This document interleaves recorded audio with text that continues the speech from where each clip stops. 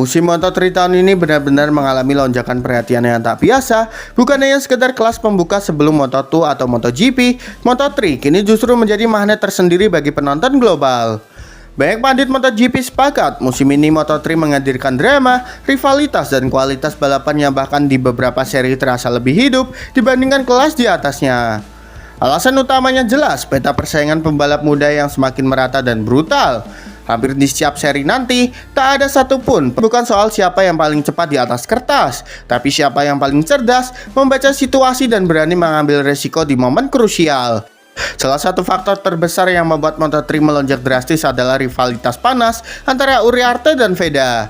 Dua nama ini kini bukan sekedar pembalap muda berbakat, tapi telah menjelma menjadi simbol persaingan generasi baru. Uriarte dikenal agresif, penuh tekanan, dan konsisten memaksa lawan melakukan kesalahan. Sementara Veda hadir dengan gaya balap yang lebih dingin, presisi tinggi, dan mental yang dinilai tidak wajar untuk ukuran rookie. Para pandit MotoGP bahkan menilai rivalitas Uriarte dan Veda adalah salah satu rivalitas paling organik yang muncul dalam beberapa tahun terakhir. Tidak dibangun oleh gimmick, tidak dipoles drama buatan, semuanya lahir dari lintasan. Kontak roda ke roda saling salib di lap terakhir hingga gestur kecil di park frame cukup untuk memanaskan diskusi di pedok dan media internasional. Yang membuat situasi ini semakin gila, jutaan penonton dari Indonesia ikut menjadi faktor utama lonjakan value Moto3 musim ini. Antusiasme publik Indonesia terhadap debut Veda di Moto3 benar-benar di luar prediksi. Data penonton streaming dan siaran ulang menunjukkan lonjakan signifikan untuk menunggu aksi Veda turun lintasan nanti. Bahkan di beberapa platform, video persiapan Moto3 justru mencatatkan angka view lebih tinggi dibandingkan Moto2. Fenomena ini membuat Moto3 bukan lagi sekedar kelas junior, melainkan panggung global dengan basis penonton yang sangat loyal. Penonton Indonesia menunggu setiap sesi, free practice, kualifikasi, hingga race day. Nama Veda menjadi kunci dan nama Moto3 ikut terdongkrak bersamanya. Inilah yang membuat banyak analis menyebut kenaikan value Moto3 musim ini sebagai sesuatu yang tak masuk akal jika dibandingkan musim-musim sebelumnya.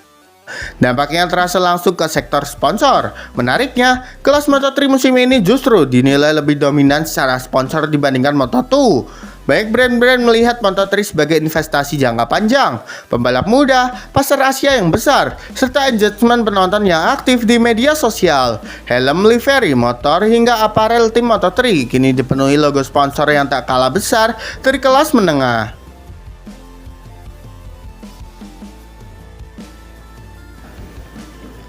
Para sponsor sadar Moto3 adalah tempat lahirnya bintang masa depan. Saat nama-nama seperti Veda dan Uriarte sudah punya basis fans kuat sejak dini, kini exposure yang didapatkan sponsor jauh lebih panjang.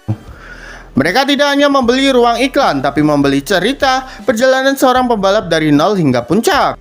Meski demikian, MotoGP tetap tak tergantikan sebagai kelas utama dan wajah tertinggi kejuaraan dunia. Namun musim ini memberikan pelajaran penting. Tanpa Moto3 yang kuat, ekosistem balap motor tidak akan lengkap. Moto3 kini tidak hanya membuka acara, tapi fondasi emosi, rivalitas, dan regenerasi yang membuat penonton bertahan dari awal hingga akhir race day.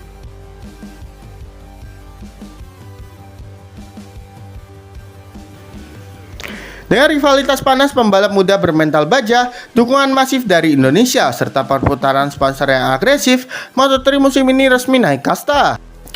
Bukan lagi sekedar kelas pengantar, tapi kelas yang berdiri tegak dengan identitas dan daya tarik sendiri. Dan jika tren ini terus berlanjut, bukan tak mungkin Moto3 akan menjadi standar baru bagaimana sebuah kelas junior seharusnya dibangun, liar, jujur, dan penuh cerita.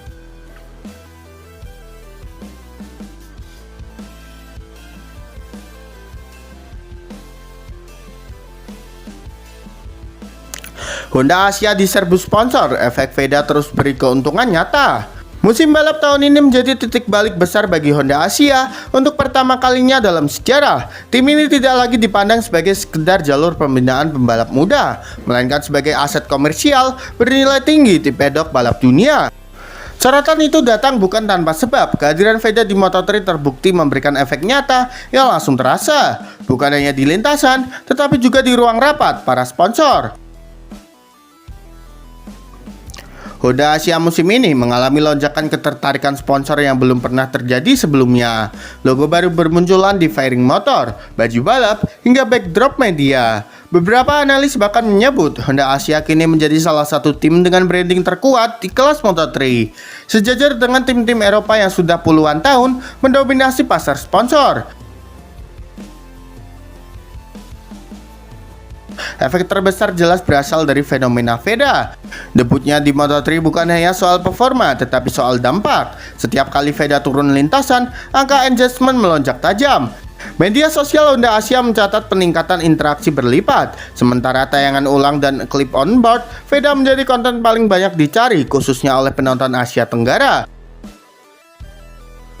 Yang membuat situasi ini berbeda dari sebelumnya adalah keuntungan yang benar-benar terukur. Sponsor tidak lagi datang dengan pendekatan spekulatif, melainkan berbasis data. Jumlah penonton dari Indonesia yang mencapai jutaan, waktu tonton yang tinggi, serta loyalitas fanbase membuat Honda Asia berubah dari tim pengembangan menjadi platform pemasaran global yang sangat efektif.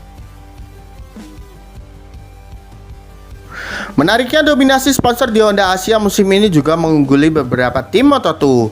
Sebuah indikator betapa kuatnya nilai Moto3 saat ini. Para sponsor melihat Moto3 sebagai titik awal cerita panjang dan Honda Asia sebagai pintu masuk paling ideal di pasar Asia, khususnya Indonesia.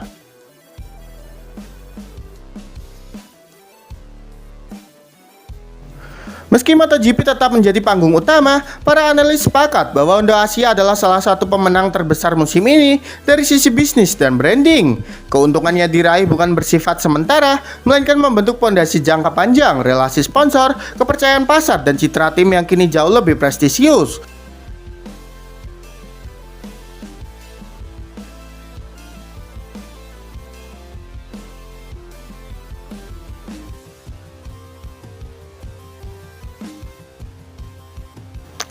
Untuk pertama kalinya dalam sejarah, Honda Asia tidak lagi sekedar mengikuti arus. Mereka menjadi arus itu sendiri. Dan di tengah semua perubahan ini, satu nama terus disebut sebagai katalis utama. Ia adalah Veda. Efeknya bukan hanya terasa sekarang, tetapi berpotensi mengubah arah Honda Asia di tahun-tahun mendatang.